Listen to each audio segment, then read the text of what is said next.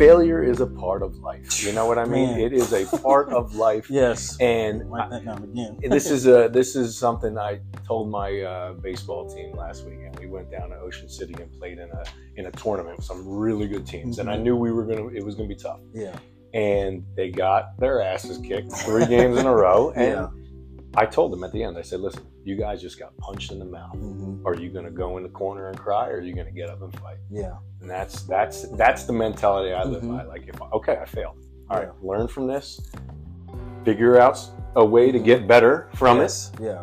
And succeed the next time. Yes. Yeah. That's it. And that's how I approach life. That's how I feel. And because if you don't fail in life, like, do you grow?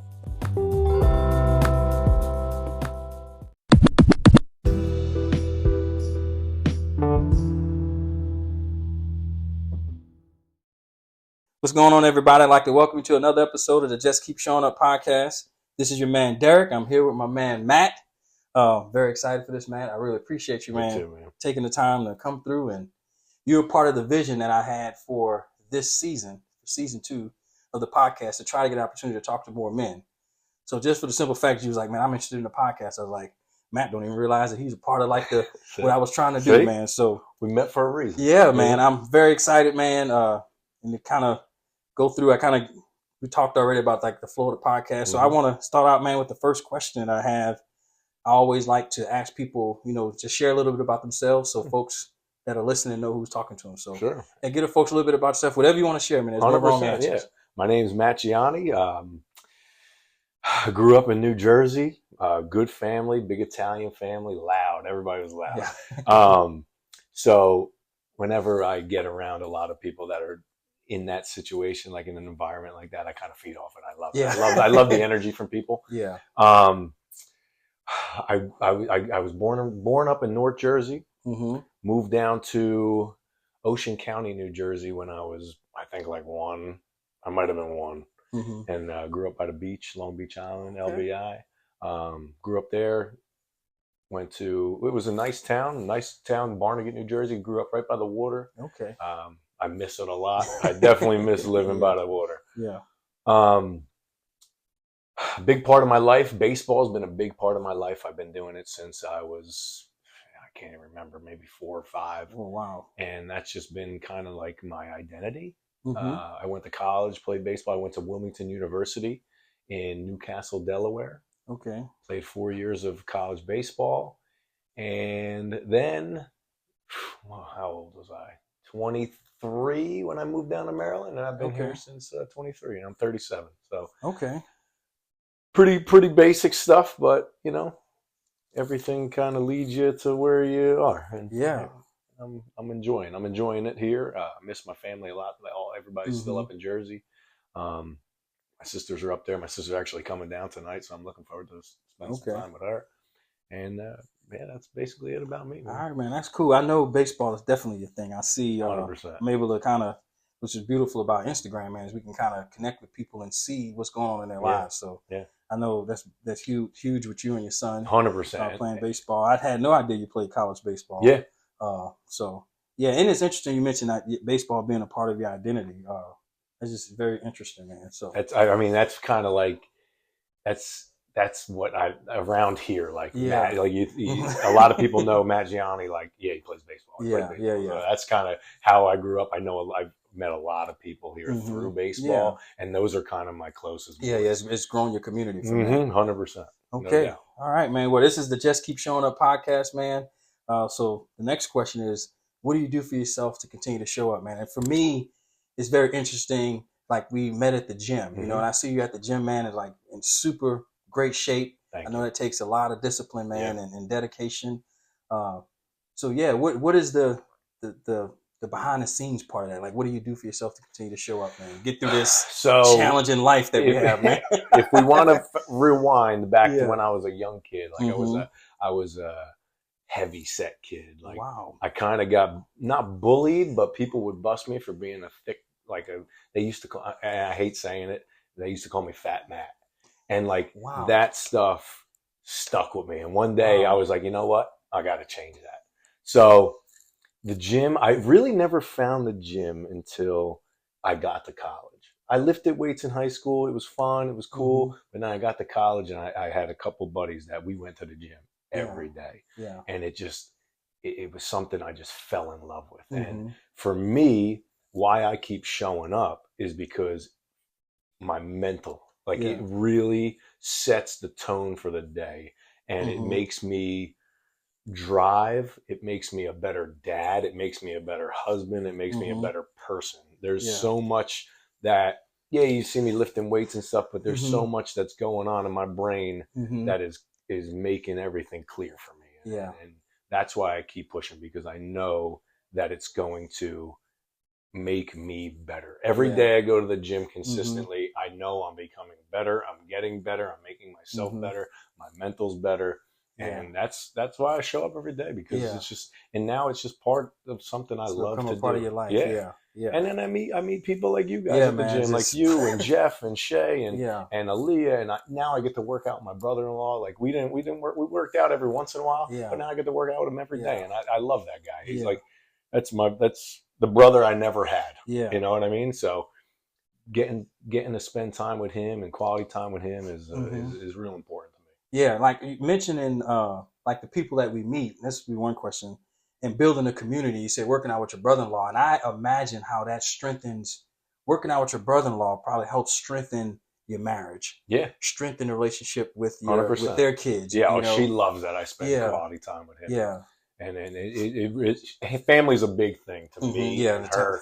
So the fact that I spend time with him at the gym, and then I spend a lot of time with her dad, like we play golf and stuff a lot. Like we were talking about golf, and spend a lot of time with those people, and it means something to her, and it means something to me.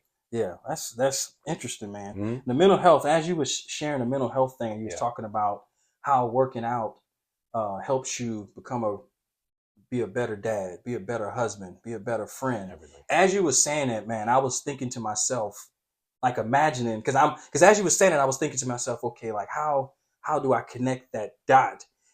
And I'm imagining, like, if you're thinking as you're like doing a rep, because it's a lot of it is like focusing on lifting the weights and getting zeroed in. Yeah. Like, does it help you focus, like as you're thinking about the things that's important to you, which you just mentioned? Does that help you like focus even more on your lift? Me focusing on something in the gym, getting a lift, getting one more rep.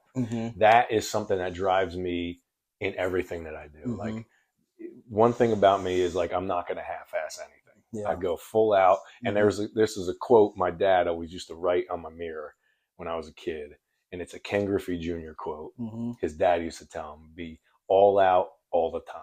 All out. So everything that I do, I'm going to put 100% effort in, and 100% of my mental in, and 100% push. And that's something that I correlate in the gym when I'm coaching these kids, and then even when with work, I'm going to do 100%, and I'm going to do it to the best of my ability. Yes. And the gym, getting that rep and putting that extra plate on to see if I could get stronger that day. That's what drives me. I just want to get stronger mentally, physically, emotionally, anything. Yes. Anything. So you said something, man, that I agree with, that I'll be interested to get your take on it. Just going back to the quote again from Ken Griffey's dad. You said Ken Griffey or his dad? It was just something his dad used to tell him, and it stuck with Griffey his whole career. All out, all of the time. Yep. But something you said that I feel like is so important, you said 100% effort. Yeah.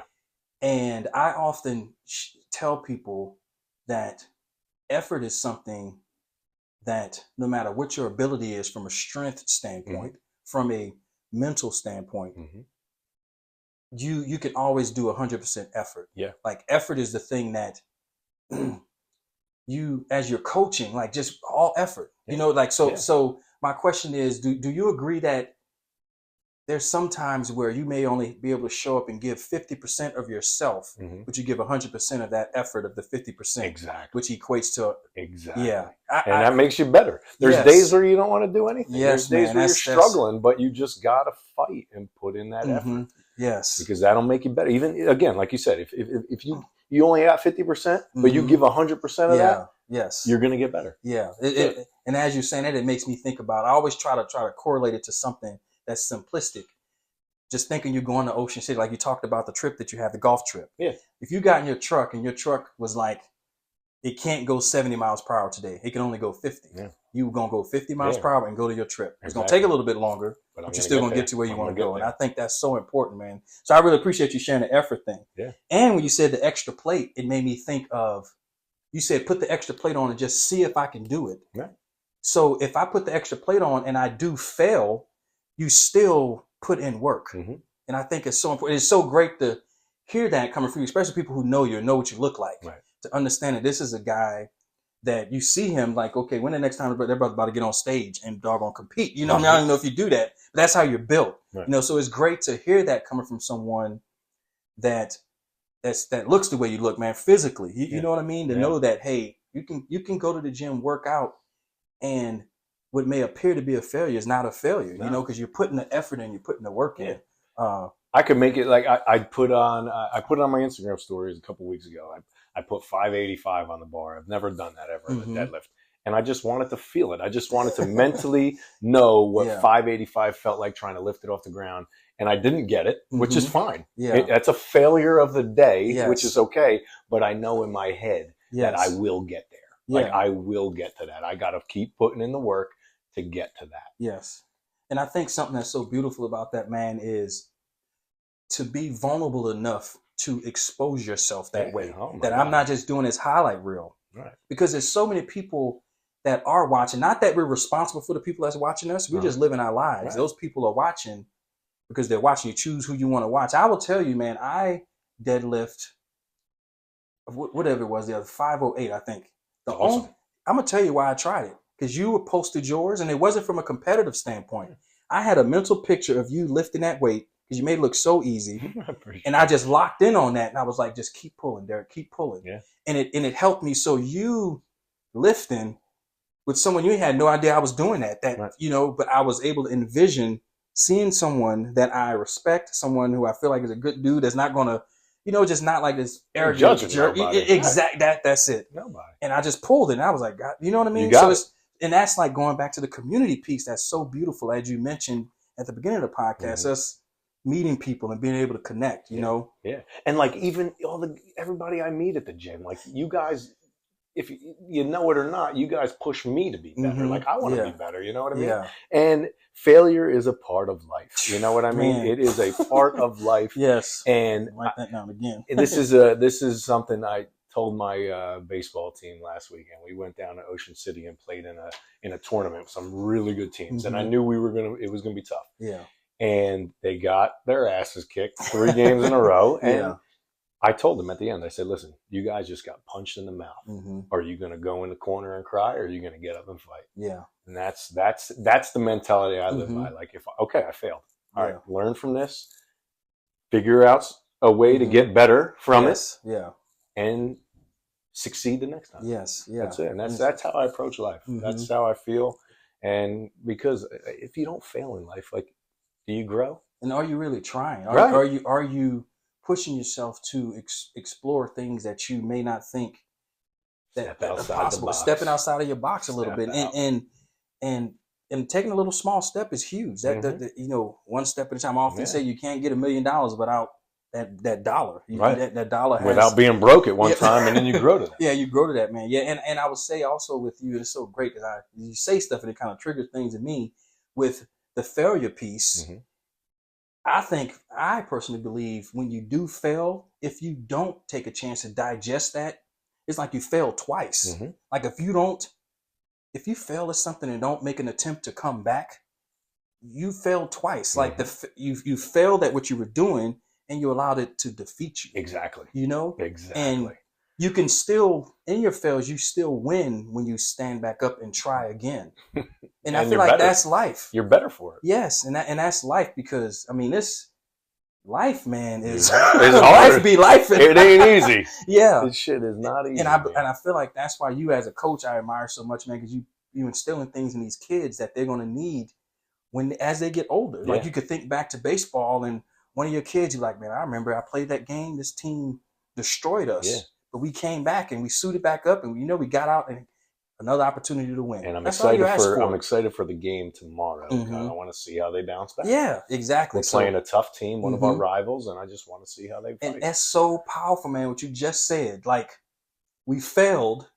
I'm excited for the next challenge to see how we grew from the failure. Right. That's crazy. Isn't it? But that's it, man. And I'm trying to teach these kids. That's the one thing that I talk about all the time with my other coaches. I'm like, I want to take the things that I failed at when I was their age and teach them, like, hey, this is going to happen. Yes. But this is how we got to get over that. And this is how we got to push forward and become a better athlete and be a better person. And I try to teach them all the time. Like, I have these talks at the end of the game or like end of practice. I was like, guys, we're like a little family. Like, we're all boys right now. Yeah. We're all friends. You guys won't know it, but I guarantee one of you will have one of these guys in your wedding. You know what I mean? Like, this is the type of relationship that we're building, the type of team that we're building. And I want you guys to be as close as possible. Yeah, you guys, some of you are going to go your separate ways. Yeah. But like I said, one of these dudes might be the best man in your wedding in 10 years, in 15 years, whenever you get married. It's those relationships that I've built playing baseball that just, there's guys that I haven't seen for 15 years in college, but when I see him, it's like I see my brother again. Yes.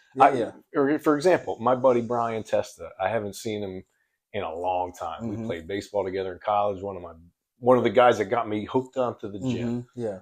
He was down at that Ocean City tournament. It's like we never missed a beat. It was amazing to see him. And it's just bonds and relationships are huge to me. Yes. Yeah. I wrote down, man. So first thing, next generation is better. So this is going back to the Ken Griffey quote again. And like how I think and what you're saying. Often, people compare athletes, like you got the Michael Jordan and LeBron James, like who's better? I've always felt like as the generations go, those generations should be better because they're doing exactly what you just said you do with your boys. You're telling them based on your life experience that, hey, one of these guys going to be in your wedding. Yeah. You know how I know that? Because that's what I've seen it. I've lived it. So they can set that expectation and they build a stronger relationship from that part. It's like, now I may value my friends even more because I understand what the future, what the possibility is in the future, Yep. So that's great that it should happen that way. And you're imparting, just like that Ken Griffey quote came to you. You didn't have to even meet Ken Griffey. No. But now Ken Griffey is living through you. Yeah. It's never crazy, met him right? ever. Exactly. I watch him on TV, but something that his dad told him is something that's stuck with me. And now it's you're like cultivating that, it's being cultivated in you. Yeah. And then community, we need each other. Oh my God. Like what you're teaching your boys is like, look, we need each other. I could be that's why baseball is so beautiful, man. Most sports, all sports, but baseball, I could be the greatest pitcher, but I'm not getting a no-hitter. It's not like I'm striking everybody out. Right. I need my outfielder to catch that ball. Yeah. I need the shortstop to turn that double play. I need. So it's that's why the beauty in sports is it teaches us community. Yep. We need each other, fellas, and picking each other up. Yeah, and picking. Yes. One dude, you might have the bases loaded, one out. Guy strikes out. Yeah. Next guy, all right, I'm gonna pick you up, get a base hit. Yeah. And that's a win. And it's like life, man. Yeah, it's that's a win. Pick each other up. Yes, sir. Pick each other up. Yes. When one person's down, you get yes. Sir. And then just back to like relationships, I believe that 100%, man. Like relationships, they matter, man. There's nothing more important. Yeah, because we as a person, we don't have to be all things. No. We can have just how crazy, man. Like now it's just like a conversation. What's the chances that you buy a hoodie from me? Okay, it's a strong possibility. You saw the hoodie, you bought it. What's the chances you wear that hoodie the day you go to pick up your stuff from the same place and the guy sees you and say, hey, I made that hoodie. Yeah, that's exactly what happened. So imagine I tell you, man, I got these hoodies from this place. These sorry motor, saying all these negative things about them. They jacked my order up and I had to get them again. It was like, no, they gave me a whole nother box for free. Yeah. But I'm sitting here saying things, not realizing how small the community is. Right. These your peeps. You know what I mean? And then when I put that connection together, I'm like, Eric did a good thing right there. He hooked him up. It was like up. No question at all, man. You know what I mean? Yeah. So it's just like, that's just a reminder of the importance of relationships. And then just to find out before we start the podcast, we kind of work in the same community. Yeah. It's just so small, man. What's the chances? Like, I know. You know what I mean? So yeah, pretty much do the same work, which is nuts. It's crazy, man. So my last question, man, is there anything else you have to share? But the last question is, if anything you shared, man, which has been some very great stuff. Somebody listened to the podcast and you shared something, they like resonate with what you're talking about. It's like, okay, what he talked about, man, that resonates with me. So you're giving advice to that person who's listening and saying, man, I some of the things he's went through, I feel that. What advice would you give that person? Like right now, if you're struggling, if you're having a tough time, it won't last. Yes. And you will get better, and you will grow, and you will get stronger, and you will push on, and you got people around you that are going to support you, and lean on them. Lean on those people that are around you, that love you and want the best for you. And if there's people that are not doing that for you, get them out of your life. Get rid of them. Yeah. It's hard to do sometimes, but you got to cut that tie. I mean, you need people who are going to support you and push you and make you better. Yeah. You need to surround yourself with people who make you better. Yeah. And I always go back to, I got my baseball guys, I got my gym guys, I got work people. Like, I got people all over the place that I rely on. They each provide different things in my life, but they all make me better. Yes. You know what I mean? Yes. So surround yourself with people that are going to make you work, that are going to push you, that are going to make you stronger. I know I keep saying that, but like everything is everything's just is going to just make you a better person in the long run. That's it. And you just gotta understand when to feed off that stuff too, right? Take what you can and move forward with that. Yeah, I have a saying that I heard someone say years ago to me: "Eat the meat and spit out the bones." Yes. So I've always carried that with me, and as you're saying, lean on them. It makes me think about, in order to lean on someone, you have to actually admit that you need help. Yeah. So that's huge, and that requires vulnerability, which is so beautiful to hear. A man sharing that vulnerability is, you have to be vulnerable and be willing to lean on people. And it kind of takes a weight off that we don't have to be 100%. Everything, 100%. Like you don't have to be great at everything. Right. And I'm happy that many of us are not, because it requires us to come closer. Yeah. No doubt. And build a community and build relationships. Man. Yeah. I mean, in 2020, COVID hits, and that was probably the toughest time in my life, my marriage, everything. Me too. It's tough. I mean, but and we got through it. But I leaned on people. Yeah. I'll be the first to admit, I went to therapy. Yes. I talked to somebody. I talked to my mom all the time. My dad. I got advice from them. And you got to work on those things. You got to work on the things that you think you're struggling with. I woke up one day and I'm like, I'm not happy. Yeah. It was such a punch, and I never felt like that before in my life. Yeah. COVID hits, I'm stuck in my house.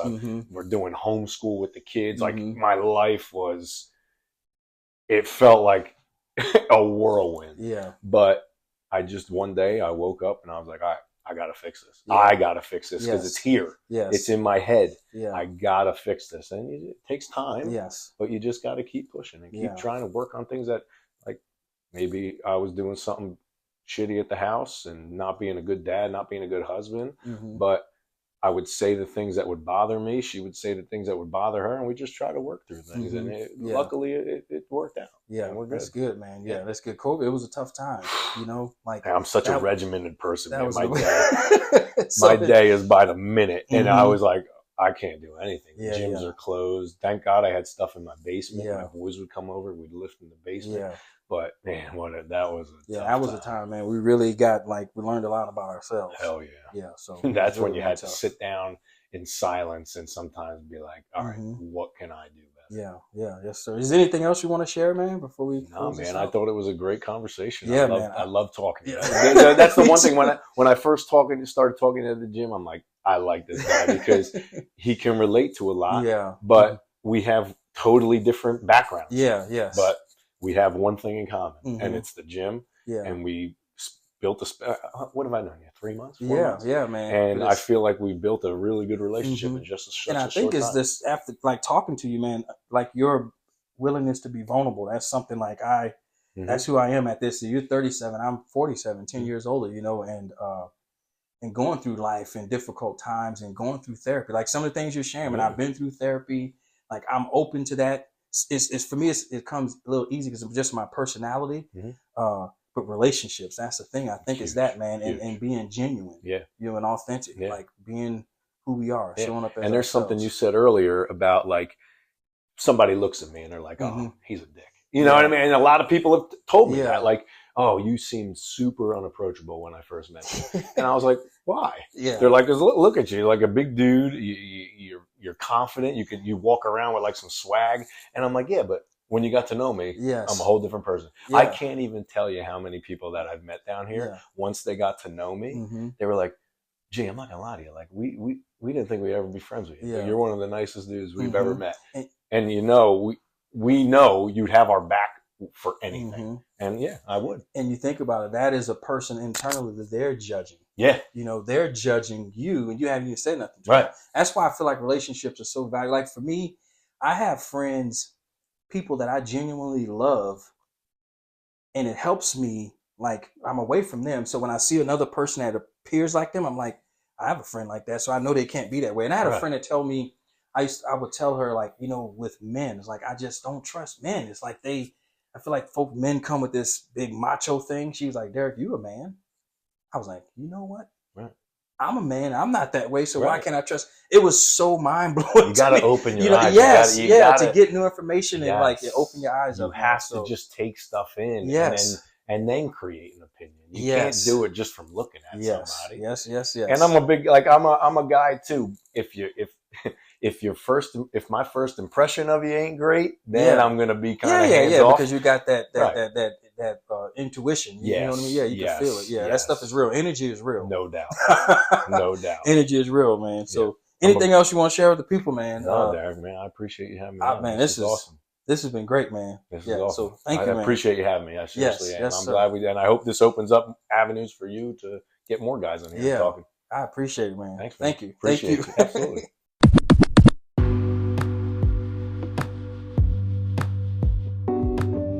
Thanks, everybody, for checking out the show. Until next time, peace.